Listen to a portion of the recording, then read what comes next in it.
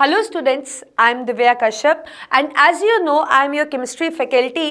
तो इस वीडियो के अंदर हम अल्कोहल फिनोल ईथर्स का सेकंड पार्ट पढ़ेंगे। अब देखिए अल्कोहल फिनोल्स तो आपको अच्छे से आता है ना, तो अब हम स्टार्ट करते हैं कि ईथर्स क्या होते हैं, ईथर्स को कैसे प्रिपेयर कर सकते हैं, ईथर की क्या क्लासिफिकेशन है, ईथर्स का क्या यूज है, क्या ईथर्स की केमिकल नेचर है। तो आप सब जानना चाहते हैं ना ये। So let's start with this second topic of this chapter, that is ethers.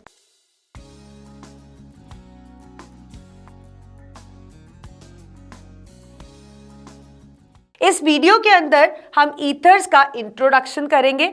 मुझे नहीं पता कि आपका कैसा बेस है, पर मैं आपको इस वीडियो के अंदर पूरा समझाना चाहूंगी कि what exactly the ethers are. एक जनरल इंट्रोडक्शन जिसमें आपको लगेगा कि आप इस फंक्शनल ग्रुप से फैमिलियर है, इतना इंट्रोडक्शन हम करेंगे, जिसके अंदर हम क्लासिफिकेशन और आइसोमेरिज्म को भी कवर करेंगे। तो बिल्कुल बेसिक चीज से हम स्टार्ट करते हैं। अब देखिए ईथर एक फंक्शनल ग्रुप है। ईथर क्या है? एक फंक्शनल ग्रुप। और आपको पता है कि फंक्शनल ग्रुप क्या होता है? एक ऐसा ग्रुप जो कभी भी चेन के साथ लगता है तो उसकी प्रॉपर्टीज को बदल देता है। तो we can say that functional group is a group which when attached to the carbon chain governs the property of the molecule. So ether is also among them. जैसे हमने अल्कोहल, फिनोल्स, नाइट्रो, अमीन्स, आपको पता है ये सब functional groups है, तो वैसे ही ईथर भी हमारा एक फंक्शनल ग्रुप है। तो ईथर्स का जो जनरल फॉर्मूला है दैट इज ROR। ईथर्स का जनरल फॉर्मूला क्या होता है? ROR। जैसे आपने पढ़ा अल्कोहल का होता है ROH, है ना, वैसे ही ईथर्स का फॉर्मूला क्या होता है? ROR। तो फॉर्मूला से क्लियर है, इसके पास दो अल्काइल ग्रुप्स प्रेजेंट है। इसके पास क्या होते हैं? दो अल्काइल ग्रुप्स। ठीक है। और क्या चीज है इसके अंदर? इसके अंदर ये ईथरल ऑक्सीजन भी है। और आपको पता है कि ये जो ईथरल ऑक्सीजन है इसके पास लोन पेयर भी है। और आपको ये भी पता है कि जिसके पास भी लोन पेयर ऑफ इलेक्ट्रॉन्स हो उनको हम क्या बुलाते हैं? They are electron donors. That means they are Lewis bases. ठीक है। तो इसका मतलब ईथर का आपका स्ट्रक्चर आ गया R, single bond O, single bond R, और ये आ गए लोन पेयर्स। ठीक है। तो ईथर का जनरल फॉर्मूला तो आप जान चुके हो। अब हम कुछ एग्जाम्पल लेकर देखते हैं, एग्जाम्पल बनाकर देखते हैं। तो अगर हम एग्जाम्पल की बात करें तो यहां पे हम सबसे लोएस्ट वाला अल्काइल ग्रुप, मिनिमम कार्बन वाला अल्काइल ग्रुप ले लेते हैं। Let's say CH3OCH3। तो क्या ये ईथर है? यस, ये ईथर है, क्योंकि देखो ये क्या है? अल्काइल ग्रुप, ये भी क्या है? Alkyl group. So that means this also fall in the category of ethers. अब देखिए ये जो एग्जाम्पल मैंने बनाया इसमें मैंने दोनों के दोनों R सेम लिए। तो ऐसा नहीं है, आप ऐसा नहीं सोचना कि अगर दोनों R सेम होंगे तो ही ईथर होगा। हमें सिर्फ दो R चाहिए, वो आपस में सेम भी हो सकते हैं, वो आपस में डिफरेंट भी हो सकते हैं। एक डिफरेंट वाला एग्जांपल भी देखते हैं। Let's say CH3OC2H5। अब देखो यहाँ पे मिथाइल ग्रुप है और वहां पे इथाइल ग्रुप है। ठीक है। और ये भी किस कैटेगरी में फॉल करता है? ये भी एक ईथर है। समझ गए आप? और इनके ऑक्सीजन के पास वैसे ही लोन पेयर है। ठीक है। अब एक चीज आपको और बताऊंगी। आपको पता है ईथर और अल्कोहल में एक रिलेशनशिप है। जैसे फॉर एग्जाम्पल आपका कोई रिलेटिव होता है, कोई आपके अंकल होते हैं, कोई आपकी आंट होती है, कोई आपकी मासी होती है। तो in the same way ether का भी एक रिलेशनशिप है अल्कोहल के साथ। देखिए क्या रिलेशनशिप है। लेट्स से अगर मैं एक अल्कोहल का फॉर्मूला लिख लेती हूं यहां, CH3CH2OH। पहचान सकते हो ना ये कौन सी अल्कोहल है? दो कार्बन एटम्स मतलब H, सिंगल बॉन्डिंग मतलब N, और OH ग्रुप मतलब ऑल, इथेनॉल है। आपको पता है इस इथेनॉल को मैं ईथर के अंदर कन्वर्ट कर सकती हूं। कैसे? अगर इसको मैं ऐसे लिख दूं, इस O को सेंटर में ले आती हूं और H इसके साथ लगा देती हूं, तो ये क्या बन जाता है? ईथर। देखिए ROR बन गया ना। अब अगर हम इन दोनों के मॉलिक्यूलर फॉर्मूलाज देखें, मतलब इनमें C का नंबर टोटल करें, H का नंबर टोटल करें और O का नंबर टोटल करें, तो देखते हैं इथेनॉल के अंदर कितने C हैं? 2। H कितने दिख रहे हैं आपको? 6। और एक आपके पास है O। सिमिलरली यहां पे भी देखो C2 H6O। इसका मतलब इनका तो मॉलिक्यूलर फॉर्मूला सेम हो गया। और आपको पता है जिनका मॉलिक्यूलर फॉर्मूला सेम होता है और स्ट्रक्चर्स डिफरेंट होते हैं या फंक्शनल ग्रुप डिफरेंट होता है, उनका रिलेशनशिप क्या होता है? They are isomers. तो इसका मतलब जो हमारे पास अल्कोहल्स हैं जो हमने पढ़े हैं और जो ईथर्स हैं उनके अंदर क्या रिलेशनशिप है? उनके अंदर भी एक वो भी आपस में एक रिलेटिव है। तो कौन सा रिलेशन शेयर करते हैं? They are isomers. They are isomers. और कौन से आइसोमर्स? फंक्शनल ग्रुप बदलता है यहाँ पे, है ना। देखिए यहाँ पे क्या था? ROH, और यहाँ पे क्या है? ROR। तो क्या बदल गया? फंक्शनल ग्रुप ना। So that means they are functional isomers. They are functional isomers.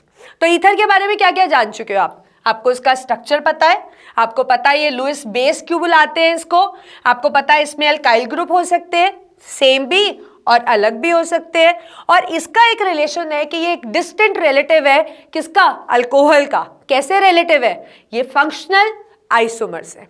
ठीक है, अब हम इसकी क्लासिफिकेशन देखते हैं।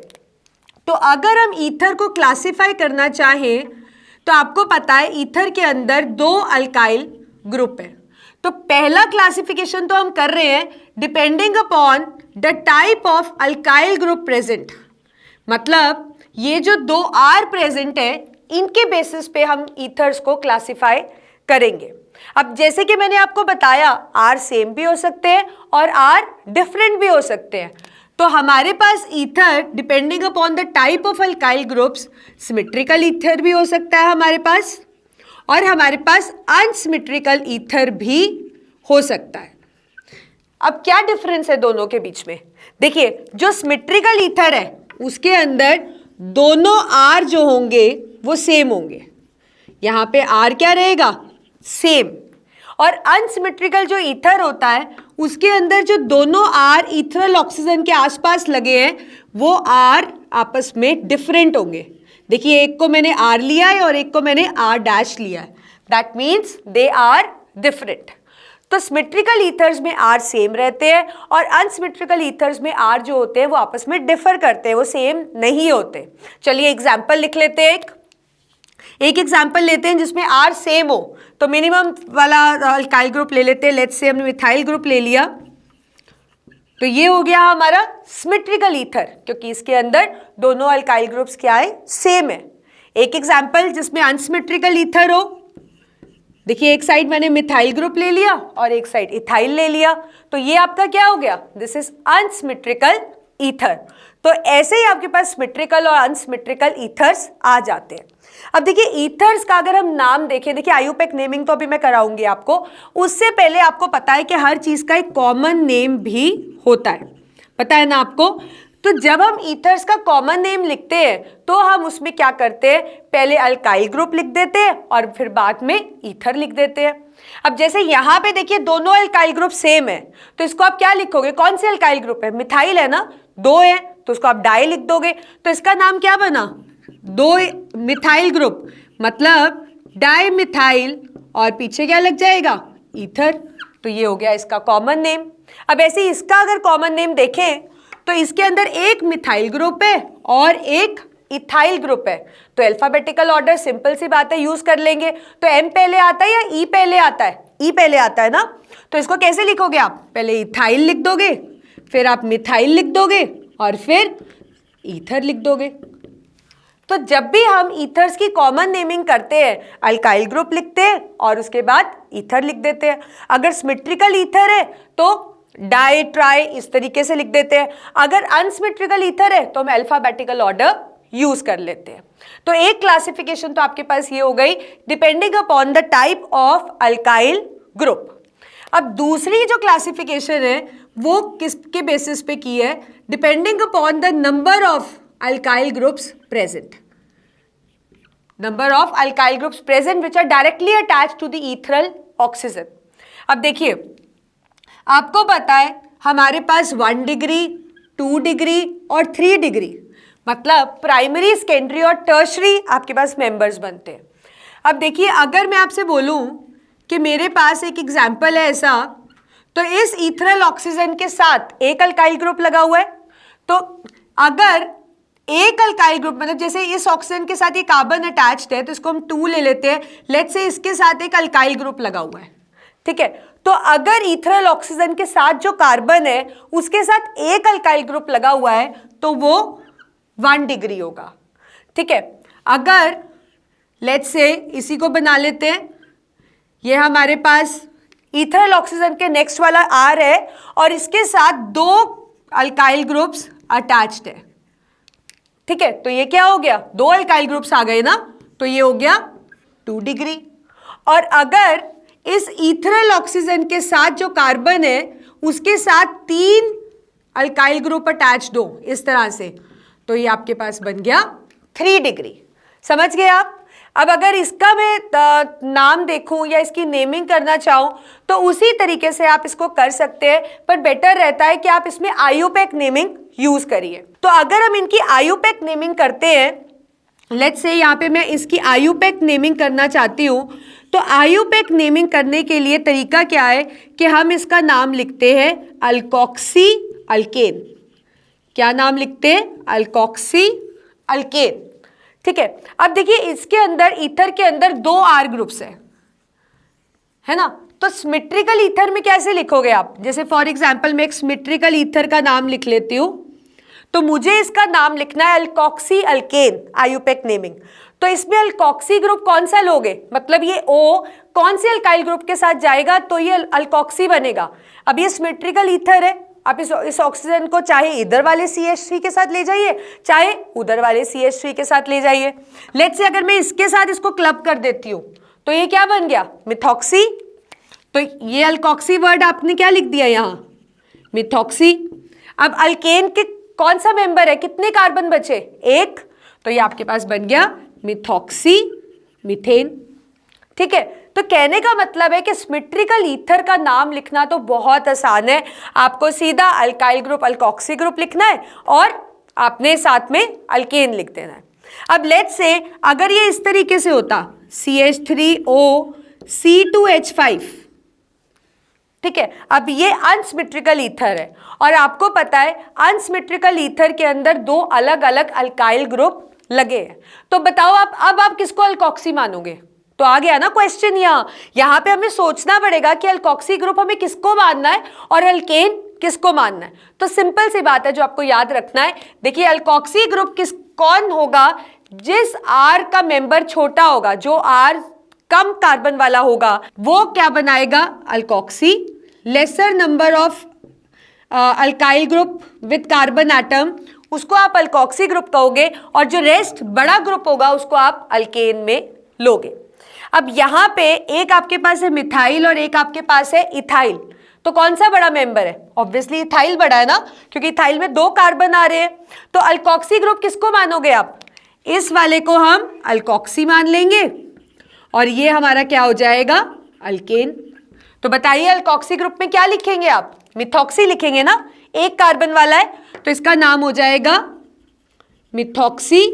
और अल्केन का कितने कार्बन का मेंबर है, 2, तो इसका नाम हो गया मिथॉक्सी इथेन, मिथॉक्सी इथेन। देखिए अब आपको ये तो पता ही है कि आयुपेक लिखते समय हम अल्कोक्सी अल्केन नेमिंग इस तरह से करते हैं ईथर की। जैसे कि मैंने आपको बताया अल्कोक्सी ग्रुप स्मॉलर ग्रुप बनता है और जो अल्केन है वो बिगर ग्रुप बनता है, ठीक है। देखते हैं कुछ एग्जांपल्स। देखिए अब आपके पास है ये एक ईथर का हम स्ट्रक्चर ले लेते हैं। अब देखिए ये आपके पास है ईथरल ऑक्सीजन, बचे 2 R, एक R आपके पास ये हो गया और एक R आपके पास ये हो गया, ठीक है। अब आप मुझे बताइए इन दोनों R में से स्मॉलर ग्रुप कौन सा है, ऑब्वियसली ये वाला हुआ ना, ये वाला हुआ। तो इसको आप क्या मानोगे, इसको आप क्या लोगे, अल्कोक्सी ग्रुप, तो ये बन गया मिथॉक्सी। अब हम देखते हैं बड़ा ग्रुप कौन सा होगा, ये। अब ये जो मिथॉक्सी ग्रुप है इसको आप डायरेक्ट तो नहीं लिख सकते हो ना, क्योंकि यहाँ पे देखो 3 कार्बन्स लगे हैं। अभी तक जो हमने एग्जाम्पल किया था उसमें हमारे पास इस तरह से था, ठीक है, मतलब स्ट्रेट चेन था, ब्रांच नहीं था। अब यहाँ पे जब ये चेन है तो इसको हम नंबर करेंगे, और आपको पता है नंबरिंग हम ऐसा करेंगे कि जिस कार्बन के साथ इथरल ऑक्सीजन अल्कोक्सी ग्रुप लगाए उसको लोएस्ट नंबर मिले। तो चाहे आप यहाँ से नंबर करो चाहे यहाँ से नंबर करो, तो इसको नंबर तो 2 ही मिल रहा है ना, तो हम इसको कहीं से भी इधर साइड से इसको नंबर कर सकते हैं। तो इसका मतलब 2 पे तो लगा है आपका स्मॉलर ग्रुप, वो कौन सा है, मिथॉक्सी। तो अल्कोक्सी तो हो गया ना, 2 मिथॉक्सी, बचा अल्केन। अब अल्केन में कितने कार्बन आपके पेरेंट चेन में, 3, तो ये क्या नाम बन गया, 2 मिथॉक्सी प्रोपेन। क्या नाम बन गया, 2 मिथॉक्सी प्रोपेन। दूसरा एग्जाम्पल करते हैं। अब देखिए इसके अंदर फिर आपके पास एक ग्रुप ये आ गया और एक बड़ा ग्रुप ये आ गया आपके पास, राइट। तो स्मॉलर ग्रुप तो आपका मिथॉक्सी रहा, पर हमें उसका नंबर देना होगा क्योंकि ये कार्बन भी स्ट्रेट चेन नहीं है, ये भी ब्रांच्ड है। तो पहले हम इसको नंबर कर लेते हैं। अब देखिए हमें नंबर वैसे ही करना है कि जिस ऑक्सीजन जिस कार्बन के साथ डायरेक्टली अटैच्ड है उसको हमें लोएस्ट नंबर देना है। तो मेरे पास यही तरीका है कि मैं इसको 1 2 3 कर लूँ, क्योंकि जैसे भी करूँ इस कार्बन को तो 2 नंबर ही मिलना है, चाहे आप इसको ऐसे करते चाहे आप इसको ऐसे करते। और आपको पता है हमारी प्रेफरेंस स्ट्रेट चेन के साथ रहती है, इसलिए इसको मैंने ऐसे नंबर कर लिया। अब 2 पे स्मॉलर ग्रुप कौन सा आ गया आपका, मिथॉक्सी। अब देखिए यहां पे एक और सब्स्टिट्यूएंट है, ये भी एक सब्स्टिट्यूएंट है, मतलब मिथाइल ग्रुप कहां लगा है, सेकेंड पोजीशन पे ना। तो ये बन गया आपके पास 2 मिथॉक्सी 2 मिथाइल। तो अल्कोक्सी वाला तो क्लियर हो गया, बच्चा अल्केन। अब मेन कार्बन में कितने, मेन चेन में कितने कार्बन है आपके पास, 3। तो ये क्या बना, 2 मिथॉक्सी 2 मिथाइल प्रोपेन। तो ये हो गया इस कंपाउंड का आईयूपैक नेम। अब लेट्स से अगर यहाँ पे C2H5 होता, अगर मैं इसको C2H5 बना देती हूँ तो भी ये स्मॉलर ग्रुप होता ना, यहाँ सिर्फ 2 कार्बन का ग्रुप है ये, तो यहाँ पे मैं मिथॉक्सी को क्या लिखती, इथॉक्सी। तो जो R होगा उस हिसाब से इसका नेमिंग चेंज हो जाएगा, पर तरीका नेमिंग करने का वो बिल्कुल सेम रहेगा। Let's see next. अब यहाँ पे वी हैव बेंजीन रिंग और उसके साथ लगा हुआ है हमारे पास OCH3। तो इसका मतलब यहाँ पे आपका एक एरोमेटिक ग्रुप हो गया O और CH3, मतलब अल्काइल ग्रुप। तो ये भी एक ईथर ही हो गया ना। अब आप मुझे बताइए, एक आपके पास है बेंजीन, इस एरोमेटिक ग्रुप को मैं ऐसे लिख सकती हूँ ना, आपको पता है C6H5 है ये। तो यहाँ पे बड़ा ग्रुप कौन सा है, यहाँ पे भी बड़ा ग्रुप तो आपके पास यही है, और छोटा ग्रुप क्या है आपके पास, CH3। इसका मतलब इस केस में भी ऑक्सीजन किसके साथ जाएगा, CH3 के साथ। तो इसको लिख लेते हैं, अल्कोक्सी क्या हो गया आपके पास, मिथॉक्सी। बचा क्या, दूसरा R क्या है, बेंजीन। तो इसका नाम हो गया मिथॉक्सी बेंजीन, मिथॉक्सी बेंजीन। पर आपको पता है बेंजीन रिंग और उसके ऊपर OCH3 ग्रुप, आप इसको हम एक कॉमन नेम से बुलाते हैं, दैट इज एनिसोल। इसका नाम क्या है, कॉमन नेम एनिसोल। देखिए जितने भी एरोमेटिक कंपाउंड्स होते हैं ना, चाहे हम उनका आईयूपैक नेमिंग कर लेते हैं, but it is always better to use their common names. जैसे अब टोलीन है आपके पास, फिनोल है, बेंजल्डिहाइड है, बेंजोइक एसिड है, तो इन सबके जो एरोमेटिक कंपाउंड्स हैं उनके कॉमन नेम्स ज़्यादा यूज होते हैं। But it's true that you should know how to write the IUPAC name as well. पर कॉमन नेम्स पे आप बहुत स्ट्रेस करना, आपको अच्छे से आने चाहिए, क्योंकि जहाँ जहाँ प्रिपरेशन पढ़ते जाओगे तो वह ईजी रहेगा आपके लिए कि टोलीन है, फिनोल है, सैलिसिलिक एल्डिहाइड है, या कुछ भी इस तरीके से, राइट। चलो वापस देखते हैं। अब हमारे पास दूसरा स्ट्रक्चर है ईथर का। तो यहां पे भी हमारे पास बेंजीन रिंग है और उस पे लगा है OC2H5। तो मतलब इसको मैं ऐसे लिख सकती हूं, C6H5 OC2H5। Again smaller group कौन सा है, 2 कार्बन वाला ना, तो मतलब ये क्या बनेगा, अल्कोक्सी। लिख देते हैं इथॉक्सी। बचा क्या, बेंजीन रिंग, तो इसको आप क्या लिखोगे, इथॉक्सी बेंजीन। ठीक है। अब यहां पे देखिए, यहां पे मैंने क्या किया है, यहां पे एक O भी लगा बीच में, मैंने 2 बेंजीन रिंग को O से ज्वाइन कर दिया है। मतलब अगर मैं इसका फॉर्मूला लिखूं तो ये मेरे पास C6H5O C6H5 आ रहा है। अब चाहे ये दोनों बेंजीन रिंग है तो ये आर की तरह ही काम करेंगे ना, अल्काइल ग्रुप ही होगा ये भी। तो इसको आप कैसे लिखोगे, इसका नाम कैसे लिखोगे आप, तो इसको हम क्या लिखेंगे, this is diphenyl, 2 phenyl group हो गए आपके पास, diphenyl ether. Diphenyl ether will be the name which will be used for this compound. So I think you got it, the isomerism. तो इस वीडियो के अंदर हमने पूरा इंट्रोडक्शन कर लिया. आप ईथर से काफ़ी फैमिलियर हो चुके हैं, आपको काफ़ी कुछ पता है ईथर के बारे में. आपको क्लासिफिकेशन पता है, symmetrical unsymmetrical ether, R same हो तो सिमेट्रिकल, डिफरेंट हो तो अनसिमेट्रिकल. आपको उनके कॉमन नेम्स पता है, आपको उनका आयुपेक लिखना आता है, आपको प्राइमरी सेकेंडरी टर्शरी ईथर्स क्या होते हैं वो भी आप जान चुके हो. ठीक है, तो ये आइसोमेरिज्म के बारे में भी हम, आइसोमेरिज्म हमारा रह गया है उसको हम कर लेते हैं. तो ये इस वीडियो के अंदर हमने ये सब चीज कवर कर ली है. अब बचा हमारे पास आइसोमेरिज्म, उसको पढ़ते हैं. तो अब हम पढ़ते हैं कि ईथर्स के अंदर आइसोमेरिज्म कौन कौन सा हो सकता है. तो सबसे पहले तो हम रिकॉल कर लेते हैं कि आइसोमेरिज्म होता क्या है. आपको पता है आइसोमेरिज्म का मतलब ऐसे कंपाउंड्स जिनका मॉलिक्यूलर फॉर्मूला क्या रहता है, सेम, बट समहाउ उनका जो स्ट्रक्चरल फॉर्मूला होता है वो क्या होता है, डिफरेंट. तो अगर हम ईथर्स के केस में देखते हैं तो ईथर्स जनरली हमारे पास फंक्शनल आइसोमेरिज्म तो आपने पढ़ ही लिया ना कि अल्कोहल के फंक्शनल आइसोमर्स है. उसके अलावा आपको क्या लगता है कौन सा आइसोमेरिज्म शो कर सकते हैं? Yes, they can show chain isomerism. ये चेन आइसोमेरिज्म शो करते हैं. दे शो फंक्शनल, जो कि अभी हम पढ़ चुके हैं कि ये अल्कोहल के फंक्शनल आइसोमर्स हैं. एंड मोर ओवर ये एक खास तरीके का आइसोमेरिज्म शो करते हैं. बताइए कौन सा होगा? रिकॉल करिए आप अपना +1 कि जो फंक्शनल ग्रुप के आसपास अल्काइल ग्रुप होता है वो कौन सा आइसोमेरिज्म शो करता है? Yes, I think you got it, that it shows metamerism. ये क्या शो करता है? Metamerism, which is specially shown by only those compounds जिनके आसपास आर होता है, मतलब अल्काइल ग्रुप्स होते हैं और वो बीच में लगते हैं, वो शो करते हैं. तो यहाँ पे भी ROR है, मतलब जो ईथरल ऑक्सीजन है उसके दोनों साइड पे अल्काइल ग्रुप्स है. सो दैट मीन्स मेटामेरिज्म वो भी शो करेगा. तो देखते हैं. आपको पता है चेन आइसोमेरिज्म में चेन कंडेंस होती जाती है. एग्जाम्पल ले लेते हैं एक. लेट्स से मेरे पास एक ईथर है इस तरीके से. अब आयुपेक नेम आप बताएंगे मुझे, इसका क्या होता है, कैसे लिखोगे आप इसका? आपको पता है स्ट्रेट चेन है, smaller group will go with O, तो इसका मतलब ये हो गया मिथॉक्सी. मिथॉक्सी ग्रुप है ना, smaller group OCH3, and we are left with 4 carbon की चेन, मतलब alkane. So this is butane. So that means it is methoxy butane. अब इसका चेन आइसोमेरिज्म हम कैसे बना सकते हैं? यहाँ पे देखो 4 कार्बन की चेन है, आप इसको ब्रांच बना सकते हो ना, स्ट्रेट चेन है, you can convert into branch chain. कैसे करोगे? कोई भी एक कार्बन को बीच वाले कार्बन पे लगा दो, वो ब्रांच बन जाएगी. लेट्स से इस कार्बन को चलो हम मूव करते हैं यहाँ पे, तो ये आपके पास क्या बन गया? CH3. यही बना ना आपके पास, 3 कार्बन ये लगे थे, OCH3 ऐसा ही रहा और एक कार्बन आ गया यहाँ.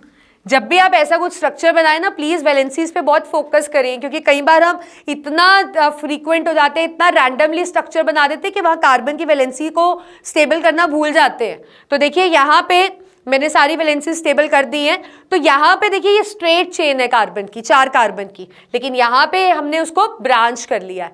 तो मॉलिक्यूलर फॉर्मूला दोनों केस में हम देखेंगे तो बिल्कुल सेम आने वाला है, उतने ही C, उतने ही H और उतने ही O, बट यहाँ पे स्ट्रक्चर का डिफरेंस आ गया. अगर आप इसका आयुपेक नेम लिखेंगे तो देखिए कैसे लिखेंगे. यहाँ पे आपके पास हो जाएगा, लेट्स से हम स्ट्रेट चेन को फोकस कर लेते हैं, तो ये आपके पास क्या हो गया? मिथॉक्सी. 1 मिथॉक्सी है, 1 लिखो नहीं लिखो आपकी मर्जी है. 2 पे क्या लगा है? Methyl group. 1 मिथॉक्सी, 2 मिथाइल, और ये आपके पास 3 कार्बन की चेन है, तो ये क्या बन गया? Propane. So this is the IUPAC name for this chain isomer, जो कि मिथॉक्सी ब्यूटेन का चेन आइसोमर है. तो इसका मतलब आपको ये भी पता है ना कि 3 कार्बन जब तक होंगे एक साइड पे तब तक आप चेन आइसोमेरिज्म नहीं कर सकते हो. चेन आइसोमेरिज्म करने के लिए मिनिमम यू नीड 4 कार्बन्स, तभी आप उसको लाओगे ना, क्योंकि 3 कार्बन्स का तो अरेंजमेंट आप जैसे भी बदल लो it is going to remain the same. So this is what is chain isomerism. दूसरा फंक्शनल आइसोमेरिज्म, ये हम ऑलरेडी पढ़ चुके हैं कि अल्कोहल्स और ईथर्स आपस में फंक्शनल आइसोमर्स है, हमने बनाया भी था अभी. लेट्स से मेरे पास है CH3CH2OH, क्या बुलाएंगे इसको? इथेनॉल। 2 कार्बन है इसके अंदर। और अगर इस H को मैं यहां, इस O को मैं यहां शिफ्ट कर देती हूं तो ये क्या बन जाएगा? CH3O CH3, that is methoxy methane. क्या बन गया ये? Methoxy methane. अब अगर आप दोनों के फॉर्मूलाज लिखेंगे, देखिए इसमें भी C2 है, H6 और O, और इसका भी फॉर्मूला क्या है? सेम है। और आपको पता है जब फॉर्मूला सेम हो और डिफरेंस यहाँ किस चीज का आ रहा है? फंक्शनल ग्रुप का। OH से वो O में चेंज हो गया, so that means they are functional isomers. तो एक ये तरह का आइसोमरिज्म भी ये शो करते हैं। Third we move on to metamerism. और मैंने आपको बताया मेटामेरिज्म वो ग्रुप करते हैं जिनके आसपास अल्काइल ग्रुप होते हैं। जैसे हमारे पास ये हो गया ईथर, आपके पास हो गया कीटोन, ये भी करता है, आपके पास हो गया एस्टर। मतलब जो भी फंक्शनल ग्रुप के आसपास आर होता है वो बेसिकली मेटामेरिज्म शो करते हैं। अब देखिए एक स्ट्रक्चर ले लेते हैं।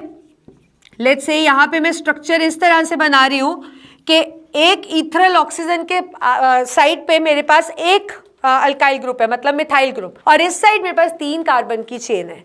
मतलब इस साइड पे 1 कार्बन है हमारे पास और इस साइड पे हमारे पास 3 कार्बन है। तो अगर इसका मैं मेटामेरिज्म शो करना चाहूंगी इसके अंदर, तो मैं शफल कर दूंगी कार्बन एटम्स को। मतलब जैसे अभी 1 कार्बन इधर और 3 इधर है, तो मैं उसको शफल कैसे कर सकती हूँ? मैं इसको ऐसे कर सकती हूँ ना कि इस ऑक्सीजन को मैं बीच में ले आऊं और 2 कार्बन इधर और 2 कार्बन इधर हो जाए, है ना? तो बदल गया ना यहाँ पे number of carbon atoms on each side of functional group. यही होता है मेटामेरिज्म। आयुपेक नेम भी लिख लेते हैं, वो भी प्रैक्टिस हो जाएगा हमारा साथ के साथ। स्मॉलर ग्रुप ये आपके पास, तो ये क्या हो गया? मिथॉक्सी। 3 कार्बन की चेन है तो इसका नाम बन गया प्रोपेन, मिथॉक्सी प्रोपेन। अब इसका नाम देखें तो ये हमारे पास सिमेट्रिकल ईथर आ गया। देखो दोनों साइड क्या हो गए? सेम हो गए ना functional group, alkyl group C2H5 हो गए ना। तो ये क्या बन जाएगा? दिस इज, किसी को भी आप स्मॉलर ग्रुप ले लो, इथॉक्सी इथेन। तो ये आपस में हो गए, शो कर रहे हैं मेटामेरिज्म, मतलब आइसोमर्स। तो with this we finish this video, जिसके अंदर हम ईथर का इंट्रोडक्शन, क्लासिफिकेशन, हमने इसका आयुपेक नेमिंग और इसके अंदर आइसोमेरिज्म हमने पूरा कर लिया। तो अब हम मिलते हैं नेक्स्ट वीडियो में। आप इसको तब तक अच्छे से पढ़ लीजिएगा, क्योंकि देखिए बार बार मैंने आयुपेक नेमिंग आपको प्रैक्टिस करानी है, क्योंकि मुझे ये जो डर है ना आपका आयुपेक नेमिंग से, उसको खत्म करना है। तो please be well versed with the functional isomers, with the introduction of ethers, with the classification and how you name them, symmetrical, unsymmetrical, सब क्लियर होना चाहिए आपको। तो मिलते हैं हम नेक्स्ट वीडियो में। Thank you.